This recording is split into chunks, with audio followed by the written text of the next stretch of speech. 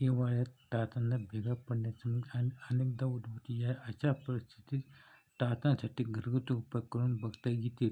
थंड वातावरणात त्वचा कोरडी पडल्याने टाचांवर हे परिणाम होते.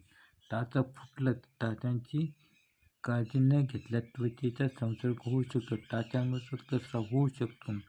यामुळे चालताना अनेकदा त्रास होऊ शकतो. म्हणून जेव्हा टाचांमध्ये भेगा पडतात तेव्हा टाचांसाठी उपाय योजले पाहिजेत. टाचांची समस्या घरच्या घरी सहज दूर होऊ शकते. या घरगुती उपायांसाठी लागणारे साहित्य घरच्या स्वयंपाकघरातच उपलब्ध असतात. टाचांचे तडे जात असतील तर कोमट पाणी वापरा. या पाण्यात मीठ मिसळा, लिंबाचा रस आणि काही थेंब घाला. रात्री झोपण्यापूर्वी या पाण्यात 10 ते 15 मिनिटं पाय भिजवून बसा. जेव्हा पाय पूर्णपणे पाण्यात भिजून मऊ होतात तेव्हा पायांच्या स्क्रबने हळूहळू टाचा स्वच्छ करा. मग फूट क्रीम लावा आणि मग झोपा. रोज रात्री झोपण्यापूर्वी कडुलिंबाच्या तेलात ग्लिसरीन मिसळून टाचांच्या भेगा पडलेल्या जागेवर लावा. टाचांच्या भेगा लवकर बऱ्या होतील. रात्री झोपण्यापूर्वी टाच स्वच्छ धुवून त्यावर खोबरे तेल लावल्याने फायदा होत असतो.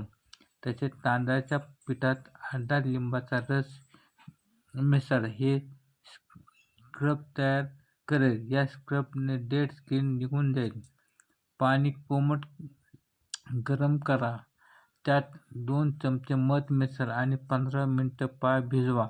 पाय स्वच्छ केल्यानंतर झोपण्यापूर्वी क्रीम लावा. रोज रात्री झोपण्यापूर्वी कोरफडीची फोड फुटलेल्या टाचांवर लावा. ग्लिसरीन आणि गुलाबजल समान प्रमाणात घ्या. रात्री पाय स्वच्छ करून हे मिश्रण लावा. रात्रभर हे मिश्रण तसेच राहू द्या. कोमट पाणी करा. त्यामध्ये मीठ आणि व्हिनेगर मिसळा. या पाण्यात पाय 10 मिनिटे बुडवून ठेवा. त्यानंतर पाय मऊ टावेलने स्वच्छ करा. त्यावर फूट क्रीम लावा. एका भांड्यात 1 चमचा ग्लिसरीन घ्या. त्यामध्ये